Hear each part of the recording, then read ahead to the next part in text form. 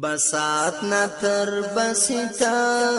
هر چستا دیا اللہ هر چستا دیا اللہ دا خطول ستا فیو کن سار پیدا دیا اللہ پیدا دیا اللہ بسات نتر بسیتا هر چستا دیا اللہ هر چستا دیا اللہ دا وارستا یو کن سر پیدا دیا اللہ پیدا دیا اللہ مالکی دا املاکو مخترعی دا افلاکو الحمد لله رب العالمين وصلى الله تعالى وسلم على نبينا محمد وعلى آله وصحابته أجمعين أما بعد دمنار راديو درانو منوالو اوریدون کو خويندورونو د ایمان پلوشو د خبرونی درانو قدرمندو اوریدونکو السلام علیکم ورحمة الله وبرکاته دلوی الله عز وجل فضل و احسان دے چه دا دے یوزل بیا د ریاض الصالحین د مبارک کتاب سره یوزه د نوی خبرونی د وړاندې کولو په منظور ستاسو په خدمت کې قرار لرو الله دې وکړي چې تاسو له تېرو خپرونو نه ایماني علمي او عملي زده کړې وي او په خپل ژوند کې مو نبوي طریقې هغه عملي کړي وي او الله دې ټولو ته په عمل آسان کړي اوس دې الله عز وجل په توفیق باندې دا مسلسل درسونه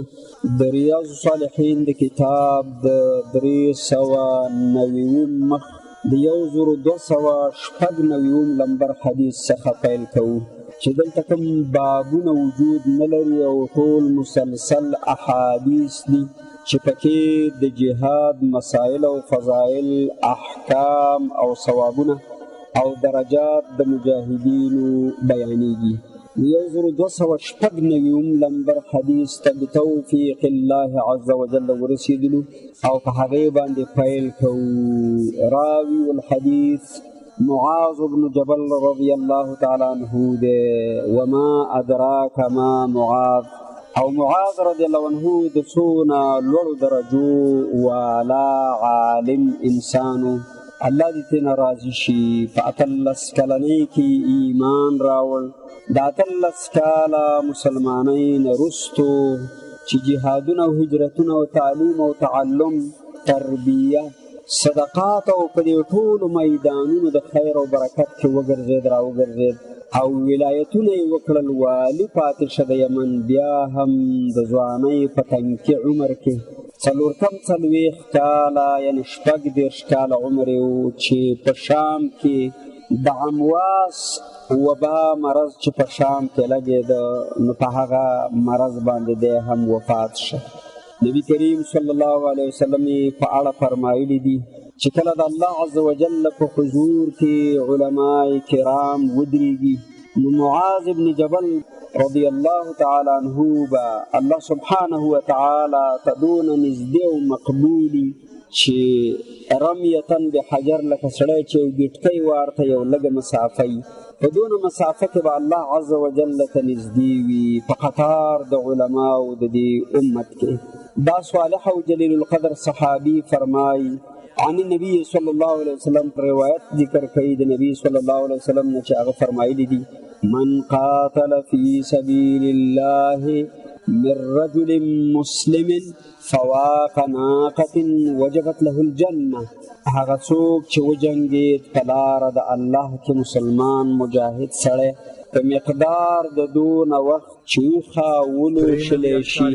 او بیا پکې ټیم تیر شي او شوده پکې راشي او بیا ولوشلی شي یعنی د سهار نه تر ماښامه یا تر مازدیګره پورې وجبت له الجنه نو فرمایي د داسې انسان مجاهد دپاره جنت ضروري او لازمي وګرځېد ومن جرح جرحا في سبيل الله او نكب نکبه او هغه څوک چې زخمی شه په لاره د الله کې او یا وجود داغمن شه په یو داغ باندې په لاره د الله کې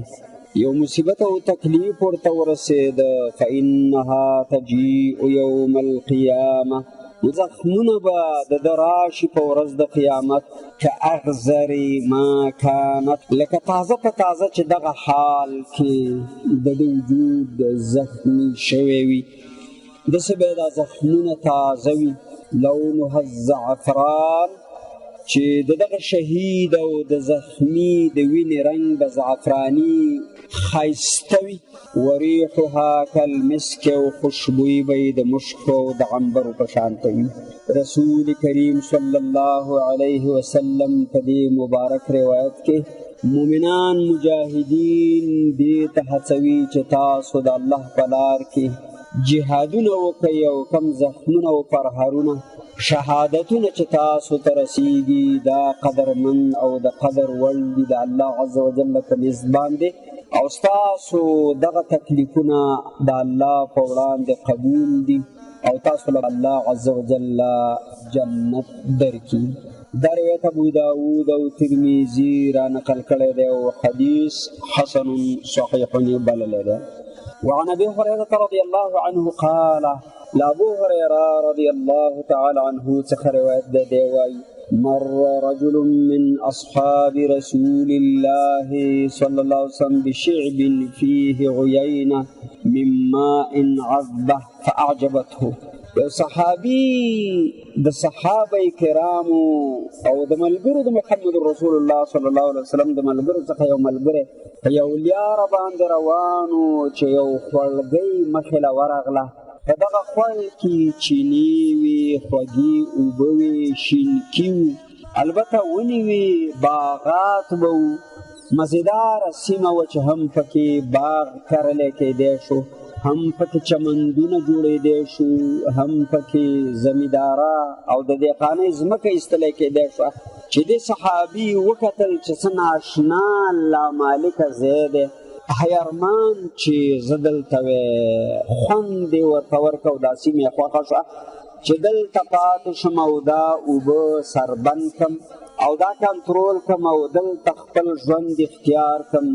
تر څو خپله ځمکه خپل باغ خپلې رمې خپل ډنډونه او اوبه او خپل ګلان او باغیچې ولرمه خو چې کله د صحابي د دغه سیمې تماشه او ننداره وکړه او په هغې زړه ورغی سمدستي د ځان سره وویله لو اعتزلت الناس فاقمت في هذا الشعب حیرمان که زه له خلکو نه جدا شوی او په دې دره کې او په دې خوړ کې مې زندګي اختیار کړی خو کله چې دا خبره په ژبه باندې راغلله د واره د ایمان هغه ذخیره په جوش کې راغله ویل ولن افعله خو زه به هېڅکله دا کار ونه کړم چې ملګرتوب او صحابیت جهاد او هجرت تعلیم او تعلم ته شا کړم او راشم دلته په خوږه دنیا واوړم ولن افعله حتی استعذن رسول الله صلی الله علیه وسلم زه به کله هم دا کار ونه کړم تر څو مې له رسول کریم صلی الله علیه وسلم نه د دې ژوند په پیلولو باندې اجازه نه وي اخیستې فذکر ذلک لرسول الله صلی الله علیه وسلم همدغه سړی صحابي ولاړ او رسول کریم صلی الله علیه وسلم ته وینا ذکر کړه چې یا رسول الله داسې داسې شاړه د اوبو ډکه سیمه مې ولیده او د خپل ژوند په رابطه مې د ځان سره سوچونه ووهل او قریبه وه چې دا قضاوت مې کړی وی چې دلته پاتې کېږم لیکن د واره مې وویله چې زه به په دې کار کې مشوره او امر د محمد رسول الله صلی الله علیه وسلم اول وګڼم ستا په خدمت کې حاضر شوی یم آیا جهاد او هجرت او تعلیم او تعلم ټولنیزه او اجتماعي زندګي او د مسلمانانو سره کور او اور هغه پرېږدم او دلته راشم او په دې ناو او په دې خوړ کې د دنیا او کار شروع کړم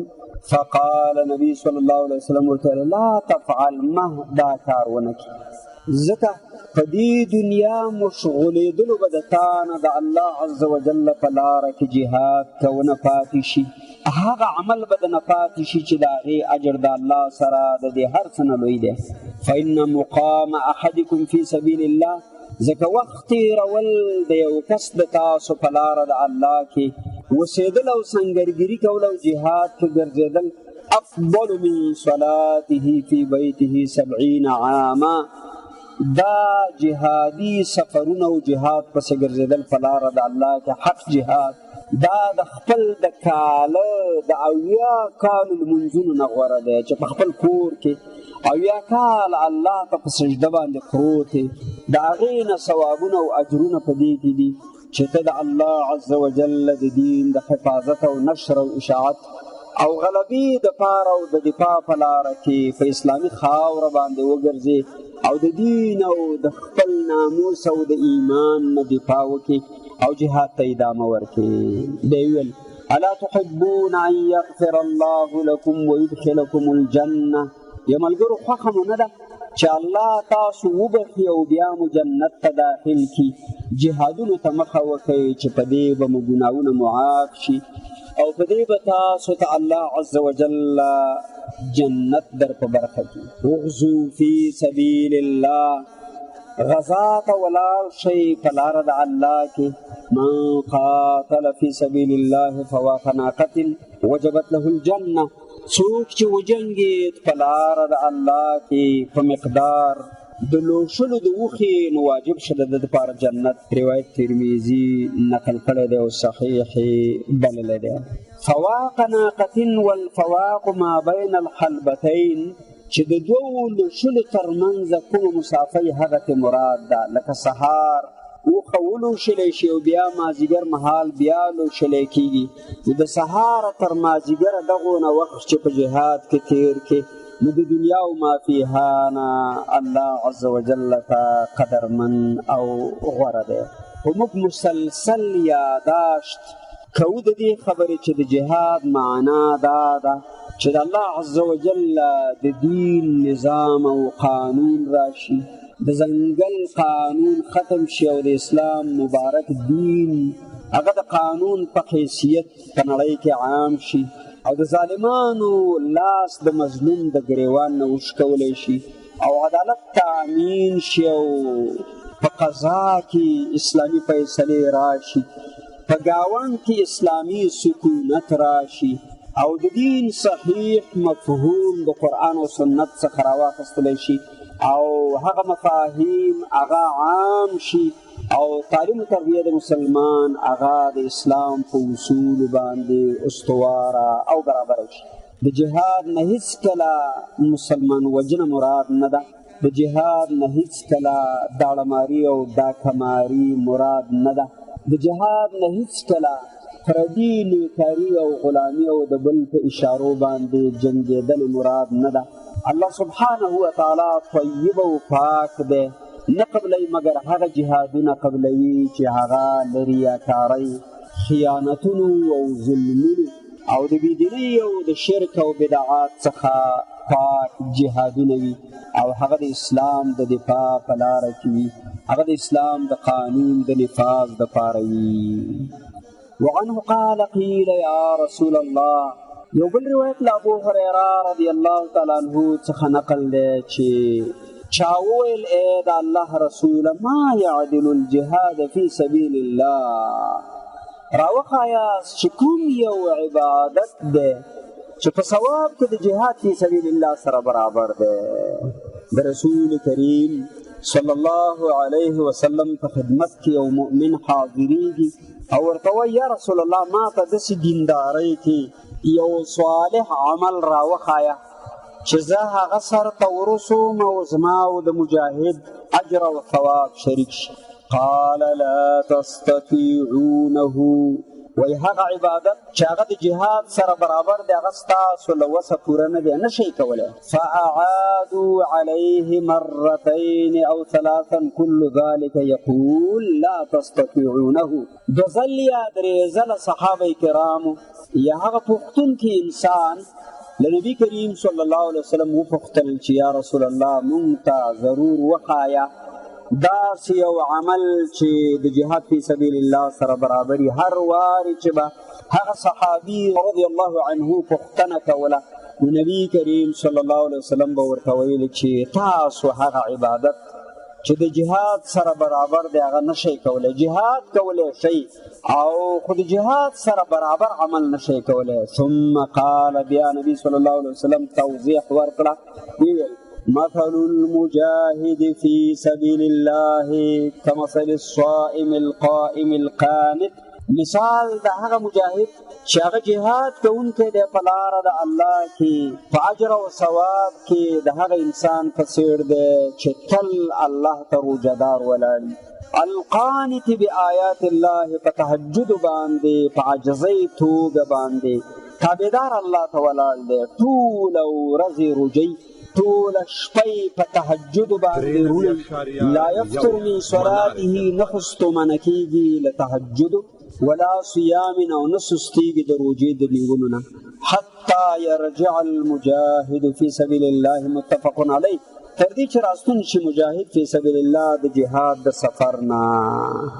دا حدیث متفق علیه وهذا لفظ مسلم یو روایت بخاری کې راځي او فی روایت البخاری ان رجلا قال يا رسول الله یو سړي ویل د الله رسوله دلني على عمل يعدل الجهاد ما ترى وخایا داسې یو عمل چې د جهاد فی سبیل الله سره برابر دی قال نبی صلی الله علیه وسلم لا اجده زه چې پام کوم او سوچ کوم هیڅ عمل او هیڅ ثوابي کار د جهاد فی سبیل الله سره په اجرونو کې برابر نشته ثم قال بيول هل تستطيع اي مؤمنه تکولی شي صحابي اذا خرج المجاهد چورور مجاهد د جهاد پسوزي ان تدخل مسجدك چې تخپل منځي ته داخل شي فتقوم ولا تفطر پس نمانځه ولاړې او نستومانه کېږي وتصوم او روژه شي ولا تفطر او نه بوزه کوي فقال ومن يستطيع ذلك صحابي ویل دا نو څوک کولی شي چې ټول عمر دې روژه وي ټول عمر دې په تهجد ولاړي دا د انسان د وس نه پوره نه ده انسان استراحت او خوب او حاجتونو ته د دفع کولو ضرورت لري او دا کافي وخت نیسي د نبي کریم صلی الله علیه وسلم موازنه او طول داسې و که یو طرف ته مجاهد جهاد فی سبیل الله د الله په لاره کې جهاد ته ولاړ یا یې غزا وکړه یا یې ونه کړه خو د مجاهدینو صف یې ډک او یو بل سړی په جومات ور ونوته روژه په خوله او په تهجد ولاړ او دا دلته په عبادت کې لګیا دی مسلسل چې وقفه نه لري او هغه په جهاد کې کله خاندي کله جاړي کله غلي کله ولاړ دی کله اوده دی کله خوراک کوي کله روژه دی کله بوزه دی هغه مجاهد د دې انسان نه چې په عباداتو باندې مشغول دی د لوی اجر او ثواب والا دی د هغه ثوابونه او اجرونه هغه د دې انسان انتهایی ډېر اضافه دي نبي کریم صلی الله علیه وسلم د انصاف په ژبه باندې د مجاهدینو قدر وکاو او خلک یې دې ته ترغیب کړه که غواړئ جنتونه او اجرونه ثوابونه د الله د دین د غلبې دپاره جهاد ته ملاوې وتړئ وعنه ابو هريره رضی الله عنه څلورم لمبر حدیث نقل لی 1299 چې ان رسول الله صلی الله علیه وسلم قال یقینا رسول کریم صلی الله علیه وسلم وفرمایلی من خیر معاش الناس لهم فخلقو کې د بهترین ژوند والا هغه مسلمان دی رجل ممسک بعنان فرسه فی سبیل الله هغه مجاهد د ښه ژوند والا دی قدرمند او کامیاب دی چې تل دپاره د خپل اس پړی په لاس کې نیولی قیزه د اس دی په زین د اس باندې سپور دی او قیزه د اسې په لاس کې نیولې قمچینه او توره په لاس کې فی سبیل الله او د الله په لار کې په دې اسمانې زغلي رازغلي د ژوند د ټولو مؤمنانو د ژوند نه الله ته غوره دی، الله ته محبوب دی. یطیر علی متنه کلما سمع هیعة او فزعه، دی الوزي په شا د اس باندې کله چې هم یو خطري اخطار او خبر او اوازه واوري، داسې اوازه چې مؤمنان یې رهي چې هغه د دشمن راغی. طار علی متنه، دی خپل اس باندې سپور شي، وخیږي د اس شاته، یبتغي القتل او الموت مضانه، نو دی روان دی د شهادت د حاصلولو ګماني ځای ګوري، یا په جهاد کې د مړ کېدو ګماني ځای ګوري چې کوم به هغه ځای چې هلته زه سرخندنه وکړم، اولته د الله د دین نه ځان و مال او اس او توره او بالاخره خپله ککرۍ زار او قربان کړم.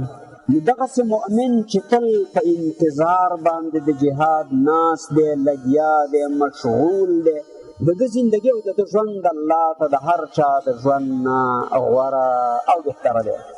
او رجل فی غنیمة، او که چېرته جهادونه نه وي نو بیا د فتنو نه لرې اوسېدونکی مسلمان، د ایمان حفاظت کوونکی مسلمان، هغه مسلمان دی فی غنیمة او شعفة من هذه الشعف، چې د ګړو بزو سره د دې غرونو په څوکه کې په یو څوکه کې اوسېږي، او بطن واد من هذه الاودیه، یا په یوه دره کې اوسېږي د دې خوړونو او د درو نه. یقیم الصلاة ویؤتي الزکاة، ګړې بزې څروي، د خلکو نه ګوښه شوی او تښتېدلی دی، هلته ایمانداري کوي، لمونځونه کوي. ویؤتي الزکاة، د ګړو بزو زکاتونه وباسي. ویعبد ربه، او پس د رب بندګۍ ته یې ځان وقف کړی، د فتنو او مسلمان جنګۍ نه تښتېدلی، حتی یأتیه الیقین، تر دې چې مرګ ورته راورسېږي. لیس من الناس الا فی خیر، د خلکو سره په ټولنیزو او اجتماعي کارونو کې هیڅ برخه نه اخلي مګر هغې کې چې خیر او برکت او د ولس او د اسلام فایده وي، په هغې کې برخه اخلي. نور د فتنو فساداتو نه یې ځان ګوښه کړی، ځان نه یو غریب د غره او د دشتې چوپان او شپونکی جوړ کړی، خپل ایمان ساتي او د ایمان ساتنې دپاره کله یو طرف ته ځي او کله بل طرف ته. نو د دغسې مسلمان ژوند د الله په وړاندې غوره ژوند دی. د دې حدیث حاصل مطلب دا شو چې مؤمنه د خپل دین نه دفاع وکړه، په دین باندې زار قربان شه، د اسلامي خاورې نه دفاع وکړه، د خپل مسلمان ولس په منځ کې ووسه او هغوی د ظالم د پنجو نه راخلاص کړه، د کفر قانون ته خاتمه ورکړه او د اسلام نظام قرآن او سنت د هغې قانون جاري کړه او په دې لاره کې ځان و مال قربان کړه او جهادونه وکړه. نو دغه مؤمن چې مجاهد دی، اول نمبر مؤمن دی، او دوهم نمبر مؤمن هغه دی چې د ایمان د ساتنې دپاره یو کلی پرېږدي بل لځي، یو غر پرېږدي بل لځي، یوه طایفه خلک پرېږدي او بلې طایفې لځي چې الله ته رانه رضا شي، هسې نه چې د دې ډلې او د دې ګوند د دې ټولي په ملګرتوب کې دوزخ ونه ګورم. د الله په توفیق باندې 1300 نمبر حدیث ته ورسېږي. د لوی الله عز وجل په مدد باندې تر دې ځایه زما ملګرو او ما رضوان الله علیهم 1300 احادیث د ریاض الصالحین د مبارک کتاب څخه وژباړل او لګیا یو د الله نه توفیق غواړو. الله د ټولو مؤمنانو خویندو ورونو ته د اورېدلو او د عمل کولو او د ځان جوړونې توفیق ور په برخه کړي. دا حدیث هم له ابو هریره رضی الله تعالی عنه څخه بل روایت دی چې ان رسول الله صلی الله علیه وسلم قال، یقینا رسول اکرم صلی الله علیه وسلم فرمایلی ان فی الجنة 100 درجة، یقینا په جنت کې 100 درجې جنتونه دي، 100 درجې 100 پوړه آپارتمانونه دي، 100 پوړه د چکر او دارنګې د نزهاو د ساتیرۍ ځایونه دي 100 پوړه اعدها الله للمجاهدین فی سبیل الله چې دغه 100 پوړیزه وداني د جنتونو الله یوازې هغو کسانو ته تیاره کړې ده څوک چې جهادونه کوي په لاره د الله کې ما بین الدرجتین کما بین السماء والارض هر پوله او هر چت د دغه ودانۍ او د دغه آبادۍ دونه بلند او ښایسته او لوړ او اوچت دی لکه د اسمان او د ځمکې ترمنځ چې کومه مسافه ده د ځمکې او د اسمان ترمنځ زرګونه کلونه مسافه ده که پیاده دا لاره والی کیدی شولی نو الله عز وجل به مجاهدینو ته داسې جنت ورته تیار کړی دی لا قبل الوقت چې 100 پوړه دی یو پوړی د ځمکې او د اسمان منګې په اوچته واټنه اوچته فضا کې آباد دی الله دې د ټولو مؤمنانو قسمتونه پکې فرمایي دغه د الله عز وجل جنتونه چې د 100 درجو د 100 پوړونو والا د 100 طبقاتو والا جنتونه دي الله عز وجل یوازې هغه غازیانو مجاهدینو ته تیار کړي دي چې د الله په لار کې جهادونه کوي رواه البخاري دا حدیث امام بخاري نقل کړی دی که الله سبحانه وتعالی مجاهدینو له په لږ جهاد باندې لوی جنتونه ورکوي او 100 پوړه اپارتمانونه ورکوي د دوی جهاد مقید دی په دې باندې چې دغه مؤمن به د صفا عقیدې والا د سوچه نیت والا وي د صادق ایمان والا وي او په سنت طریقه به برابر او دی به د اسلام د اصول او اساساتو نه خبري او د جهاد به د الله دپاره یې نه د مخلوق د آفرینۍ دپاره لکه فرمای ابو سعید خدري رضی الله تعالی عنه چې 1301 لمبر حدیث دی چې ان رسول الله صلی الله علیه وسلم قال یقینا رسول کریم صلی الله علیه وسلم فرمایلی من رضی بالله ربا وبالاسلام دینا وبمحمد رسولا وجبت له الجنه هغه څوک چې خوښه او راضي شه په دې باندې چې رب او پالونکی مې الله دی دین او طرز العمل د زندګۍ اسلام دی او پیغمبر او سالار او رهبر می محمد رسول الله صلی الله علیه وسلم دی وجبت له الجنه د دې سړي لپاره جنت ضرور لازم شي دا هغه مسلمان دی چې عقیده یې د اسلام ده او عقیده یې د قرآن او سنت برابر ده او الله د ده نه راضي دی په ایماندارۍ او دی د محمد رسول الله صلی الله علیه وسلم د منونکو امتیانو د جملې څخه دی نو دې مؤمن دپاره جنت واجب شي فعجب لها ابو سعید فقال اعدها علی یا رسول الله دې خبر ډېر زیات خوند ورکړ راوي الحدیث ابو سعید خدری رضی الله تعالی عنہ ته نو فرمایش وکړ چې یا رسول الله صلی الله علیه وسلم تاسو یو ځل بیا دغه تکرار کوي فعادها علیه نبی صلی الله علیه وسلم ورته بیا دغه درس تکرار کړ چا چې د الله په ربوبیت او واکمنۍ اعتماد وکړ چا چې اسلام د خپل ژوند تګلاره وګرځوله چا چې لوی مشري او سرداري او لوی مشري محمد رسول الله صلی الله علیه وسلم ته حواله کړه او په دې باندې راضي شو چې پیغمبر محمد علیه الصلاة والسلام دین می اسلام او رب می الله دی نو بس د ده دپاره جنتونه دي چې ابو سعید خدري دا د خوند حدیث واورېد او بیا نبي علیه السلام نه غوښتنه وکړه هغه بیا ورته ځواب همدغسې ورکړه ثم قال بیا نبي علیه الصلاة والسلام ورته ویل واخرى د بلې خبرې دې خبر کړم بله واوره بله درجه معلومه که ځان ته یرفع الله بها العبد 100 درجة في الجنه چې الله عز وجل به د مؤمن درجه په جنتونو کې یو په 100 لوړه کړي په هغې سره داسې عمل نه درښیم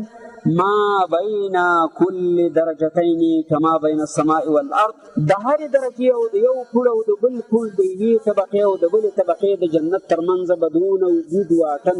اوږده مسافه وي لکه ځمکه او اسمان ترمنځ قال وما هي نو صحابي عرض وکړه یا رسول الله دا به څه وي یا رسول الله قال نبی علیہ السلام الجهاد فی سبیل الله الجهاد فی سبیل الله رواه مسلم دغه څه چې الله عز وجل د مؤمن سره د 100 درجو وعده پرې کړې ده هغه جهاد کونه د په لاره د الله کې جنګېدنه د په لاره د الله عز وجل کې دا روایت مسلم نقل کړی دی تیر روایت او دا په اعتبار د مفهوم او مضمون او معنا سره یو شی دي 1402 نمبر حدیث ته ورسېدو راوي الحدیث ابو بکر بن ابي موسى الاشعري رضي الله تعالى عنه ده قال ده وي سمعت ابي مال ابو موسى الاشعري رضي الله عنه چې پلار مې ده هغه څخه اوریدلی وهو يحضره العدو په داسې حال کې چې د دشمن ته او دشمن د ته نږدې کېده آخرنۍ ساعتونه د قتال د شروع کېدو چې ما له خپله پلاره دا حدیث واورېده ابو بکر وایي رحمه الله چې ما د ابو موسی الاشعري رضی الله عنه چې زما پلار و د هغه نه د دشمن د نږدې رارسېدو په حالت کې وهو بحضرة العدو چې دی دشمن ته انتهایي نږدې شوی او دشمن ده ته نږدې شوی او نور نو ډز پیلېده او جګړه شروع کېدله نو زما د پلار نبوي حدیث ویل چې قال رسول الله صلی الله علیه وسلم رسول کریم صلی الله علیه وسلم فرمایلی دي ان ابواب الجنة تحت ظلال السيوف یقینا دروازې د جنت د تورو د سیورو لاندې دي یعنی هر هغه مجاهد چې هغه توره په لاس او غزا ته ووځي او د دشمن د تورو سوری د ده په کپرې او ککرۍ راشي او دی شهید شي نو بس دی جنتي شو فقام رجل رث الهیئه یو سړی راجګ شو چې هغه ویښتان ببرو قواره مبارکه یې ستومانه او ګډه وډه وه قال يا أبا موسى أأنت سمعت رسول الله صلى الله عليه وسلم يقول هذا يد موسى پلارا يا جليل القدر الصحابي رښتیا دې همدا حدیث ټکي په ټکي له رسول کریم صلی الله علیه وسلم څخه اورېدلی چې د جنتونو دروازې هغه د تورو لاندې دي د تورو د سورو لاندې دي معنه دا ده چې شهادتونه او جنتونه یو بل سره لازم ملزوم دي قال نعم هو دغسې مې اورېدلي فرجع الى اصحابه دغه مجاهد چې اوس نو جګړه پیلېدله د اسلام او د کفر نو دغه مجاهد خپلو ملګرو ته راستون شو فقال ویل اقرأ علیکم السلام زه پر تاسو وایم چې السلام علیکم ورحمة الله وبرکاته ملګرو لوی الله ته مسپارم زه دنه ولاړم او زما او ستاسو شاید په دنیا بیا کتنه او دیدن ونه شي ثم کسر جفن سیفه بیا یې قاش د خپلې تورې میده که فالقاه ویې غورځو چې په دې توره به جهاد کوم تر څو دا توره یا له لاسه ورکم او یا ما ته شهادت راورسیږي زه به تر هغې کښېننم تر څو د دې دوو لارو نه په یوه لاره تللی نه یم چې یا لاره د غلبې ده او یا شهادت دی ثم مشا بسیفه الى العدو بیا د دشمن لورې ته لاس په توره ور روان شه دغه مجاهد فضرب به حتی قتله د ګزارونه او جګړه وکړه په دغه توره باندې تر دې چې د دشمن په تورو باندې دی هم ووهلی شه او شهید شه او د الله عز وجل حضور ته ورغی دا هغه ثوابونه او اجرونه دي چې الله عز وجل د جهاد فی سبیل الله په نتیجه کې د شهداو سره لوزونه کړي دي او الله عز وجل په خپلو وعدو او لوزونو کې پوره کوونکی وفادار او رښتونی دی وعن ابي عبس عبد الرحمن بن جبر روایت دی له ابو عبس عبد الرحمن بن جبر رضی الله تعالی عنه څخه قال دوي قال رسول الله صلى الله عليه وسلم رسول کریم صلی الله علیه وسلم فرمایلی دي مغبرت قدما عبد في سبيل الله فتمسه النار رواه البخاري ککل بنشي په دونو باندې دواړه قدمونه دی او بنده د جهاد په دوړو باندې په لاره د الله کې چې لا بیا به ګنې د دوزخ اور هم ورته ورسېږي هېڅکله داسې نشي کېدلی کوم قدمونه چې د جهاد په دوړو باندې خړپړ شول په هغې باندې اور د دوزخ حرام دی. روایت د صحیح البخاري دی. 1304 نمبر حدیث ته ورسېدلو. وعن ابي هريره رضي الله تعالى عنه روایت دی له ابو هريره رضي الله تعالى عنه څخه قال دی وی قال رسول الله صلى الله عليه وسلم فرمایلی دی رسول الله صلی الله علیه وسلم لا یلج النار رجل بكى من خشیة الله هیڅکله به دوزخ ته داخل نشي هغه مؤمن چې هغه د الله د یرې وجاړي خپل ګناهونه وریاد شي الله ته په توبو شي وجاړي په هغه سترګه اور د دوزخ حرام حتی یعود اللبن فی الضرع تر دې چې راستانه شي لوشلی شوي شوده په غولانځه د مال کې دا تعلیق بالمحال دی لکه دا کار چې ناشونی دی نو دا هم ناشونی ده چې الله به دغه مؤمن ګنې دوزخ ته ورکوي نه دا به جنت ته ځي ځکه ده د الله قدرتونه را په زړه کړي خپل ګناهونه یې را په زړه کړي بیا ژړېدلی کړېدلی توبه طایب الله ته ورغلی دی په ژړا سره نو الله د دې ژړا قدر کوي او دا به جنت ته داخل کړي او د ده غوښې په دوزخ حرامې دي. ولا يجتمع على عبد غبار في سبيل الله ودخان جهنم رواه الترمذي وقال حديث حسن صحيح. او هیڅکله به ځوایي نشي په یو مجاهد باندې دوړې د جهاد په لاره د الله کې او لوګي د دوزخ یعنی هغه دوړوالی مجاهد چې سپېره شوی دی په لاره د الله کې چې کله د الله حضور ته ورشي او د دوزخ نه لوګي خیږي او را رواني الله په خپل مجاهد بنده حقیقي مجاهد هغه به د دوزخ د اور نه لرې وساتي دا نشي کېدی چې دلته د دنیا دوړو ووهه او هلته به یې د جهنم لوګي وهي نه دغه د دنیا دوړې چې د ده په پوزه ننوتي او په قدمونو لګېدلي په لاره د الله کې په لاره د جهاد فی سبیل الله کې دا د ده دپاره د معافی او د بخښنې سبب شو او اوس به دی جنت ته داخلیږي او د دوزخ لوګی په ده باندې حرام دی. باید یو ځل بیا تنبیه ورکړو چې دا اجرونه ثوابونه یوازې د مجاهدینو دپاره دي نور هغه خلک چې د ایمان او د خیر په کارونو کې ګرځي راګرځي د هغې دپاره نور اجرونه ثوابونه ثابت دي په دې احادیثو د ډاکه نه کوي چې دا وتښتئ او د خپل ګوند د ترقۍ دپاره یې استعمالوي څه چې د الله په دین کې آیت او حدیث په کم ځای کې استخدام شوی وي همغه ځای کې به چلیدی شي او هماغسې به ترجمه کیدی شي او د هغې نه به غلط مفهوم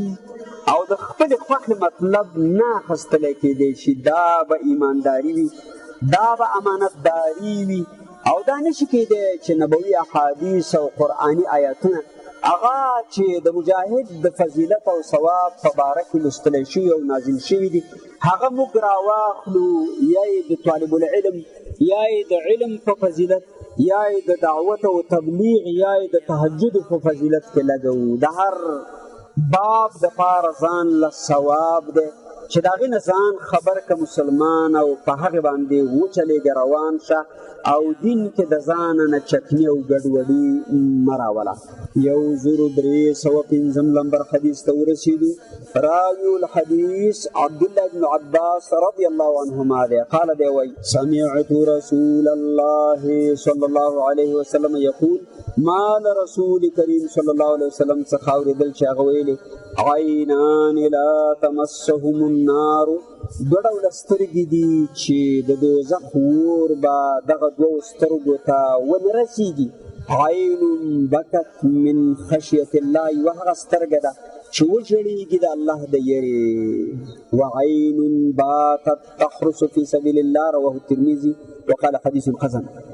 او دویم هغه سترګه د مجاهد ده چې هغه بیداره ده او شوګیره کوي په لاره د الله د شپې په شوګیرې باندې او د ورځې په پیردارۍ باندې هغه د مجاهدینو څارنه کوي، د هغې نه حفاظت کوي او نه بې غوره کېږي چې دشمن رانږدې شي او دوی ځینې هلاک. نو دغه دوه ډوله سترګې چې د الله د یېرې ژړېدلي دي او د الله په لار کې شوګیره کړې ده، دا دوه قسمه سترګې په اور د جهنم باندې حرام دي او د دې دپاره اجرونه او ثوابونه د جنتونو دي. 1306 لمبر حدیث ته ورسېدو چې لا موضوع بیا هم په اوږد واټن سره دوام لري او ډېر حدیث چې امام نووي رحمت الله علیه په ریاض الصالحین کې راجمع کړي دي په دې موضوع باندې دلالت کوي او موږ مؤمنان مکلف یو چې د خپل دین په رابطه ځان خبر کو تر څو هر قدم مو هغه په نبوي کرښه برابر وي. یو له هغې نه دا هم 1306 لمبر حدیث روایت د زید بن خالد جهني رضی الله تعالی عنه دی چې ان رسول الله صلی الله علیه وسلم قال چې یقینا رسول کریم صلی الله علیه وسلم فرمایلی دي من جهز غازیا فی سبیل الله فقد غزا. څوک چې سنبال کی پالنه وکړي د غازی فی سبیل الله نو د په خپله غزا وکړه. ومن خلف غازیا فی اهله بخیر فقد غزا. او چا چې پام وکړه د مجاهد او د غازی په اولادونو باندې چې هغه جهاد او غزوې ته تللی دی او دا مسلمان د هغه د اولادونو څارنه او پالنه او خرچه برداشت کوي نو ده هم غزا وکړله. دا روایت متفق علیه د بخاری مسلم روایت ده. وعن ابي امامه رضی الله تعالی عنه قال لابو امامه رضی الله تعالی عنه څخه روایت دی هغه فرمایي چې رسول الله صلی الله علیه وسلم ویلي دي افضل الصدقات ظل فسطاط فی سبیل الله. غوره صدقه او غوره خیرات ته خیراتونو نه غوره صدقه د صدقاتو نه ظل فسطاط فی سبیل الله سوره د خیمې او د ترفال دی چې مجاهد ته برابر کې په لاره د الله کې. ومنیحة خادم فی سبیل الله او ورکول د یو نوکر دی په لاره د الله کې چې په پیسو باندې یو مزدور ونیسي چې لاړ شه مزدوره دونه تنخوا اخله او د مجاهدینو خدمت کوه. دا بهترینه صدقه ده. او طروقة فحل فی سبیل الله او یا یو تکړه اوښ سنبالول او پالل دي او مجاهدینو ته ورکول دي چې جهادونه کوي په لاره د الله کې دا بهترینه صدقه ده. دا روایت ترمذي راخسته دی او حسن صحیح بللی دی. دا روایت په دې باندې دلالت کوي چې په مؤمنانو مجاهدینو باندې صدقې کول، هغوی ته سوری او څپر او سایه برابرول، هغوی ته سورلی برابرول، هغوی خدمت کول یا وله خادم او نوکر نیول، دا ټول په جهاد کې ونډه او برخه اخیستنه ده. 1308 لمبر حدیث ته ورسېدو. راوي الحدیث انس بن مالک رضی الله تعالی عنه دی چې ان فتى من اسلم قال یا رسول الله. د بنو اسلم قبیلې او زلمي وویل ای د الله پیغمبره انی اريد الغزو وليس معي ما اتجهز به. زه غواړم جهاد ته ولاړ شم، هیڅ مصارف او د لارې لګښت کالي او اسلحې د جهاد نه لرم چې ځان ته سنبال کړم. غواړم جهاد ته ولاړ شم، مواد را سره نشته دی چې د جهاد په اوږدو کې خپل مشکلات په هغې باندې اسان کړم او له هغې موادو نه ګټه واخلم. که دا توره او غشي دي، که دا سپر او ډال دی، که دا جامه او پیزار دی او که دا خرچه د مجاهد ده. قال ائت فلانا وی ای د بنو اسلم قبیلې زلمیه پلانې صحابي زما چې په مرض باندې پروت دی او ناروغه دی، فانه کان قد تجهز، هغه ځان سنبال کړی و په اسلحه او په جامه او په روپو د جهاد دپاره، فمرض ناروغه دی. نو هغه ته ورشه او هغه چې څه جوړ کړي دي ټول به په تا وسپاري، ته به جهاد ته د هغه په سامانونو باندې ولاړ شو. فاتاه فقال ان رسول الله صلی الله علیه وسلم یقرئک السلام. دغه مؤمن راغی د دغه صحابي ناروغه خواته ویل د الله رسول محمد رسول الله صلی الله علیه وسلم تا ته سلام کاو ویقول او دی دا ځواب وایه چې اعطني الذي تجهزت به فما وسپاره هغه جهادي سامانونه چې دا تا د غزا دپاره تیار کړي د ځان دپاره اوس چې ته مریض یې دغه هر څه ماله راکه زه به جهاد ته ولاړ شم او په دغې باندې به منزل مقصود ته ورسېږم. قال یا فلانتو نبی کریم صلی الله علیه وسلم چې کله دا سړی ورولېږه او د هغه سوال ځواب یې ناروغه صحابي ته ووایه، هغه فورا ښځې ته حکم وکړو هی پلان کوي اعطیه الذي كنت تجهزت به، ټولې اسلحې پیسې او جامې او سامانونه په دې مجاهد باندې وسپاره چې ما د ځان دپاره تیار کړي ولا تحبسي عنه شیئا، پام کوه څه پاتې نه کړې نه کور کې، فوالله لا تحبسي منه شیئا فیبارک الله لك فیه رواه مسلم. الله قسم دی که د شی کور کې ایثار کړه الله به تا ته په هغې کې خیر او برکت وانه چوي. یعنې ای زما ښځې اورېدونکې دا واوره چې د جهاد ټول سامانونه مې دې مجاهد ته ورکه، هغه روپۍ هم ورته ورکه، هغه اسلحه او کالي او جامې هم ورته ورکه، او که ته څه د ځان سره ایثار کړي چې دا پکارېږي ګوره الله به دله پکې برکت وانه چوي. برکت او خیر او فایده په دې کې ده چې دا ټول سامانونه په دې مجاهد باندې وسپاره تر څو دی غزوې او جهاد ته ولاړ شي او له دغه موادو ځینې په جهاد فی سبیل الله کې استفاده وکړي.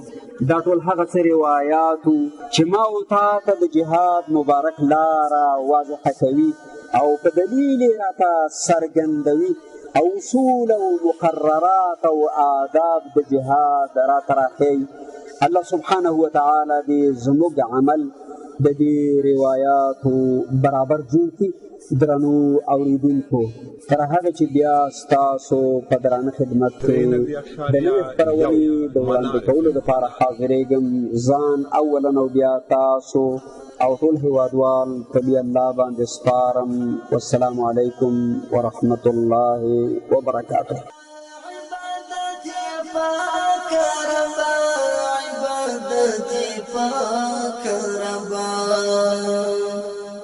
باطل دی چی لتا څخه سوا دی یا الله،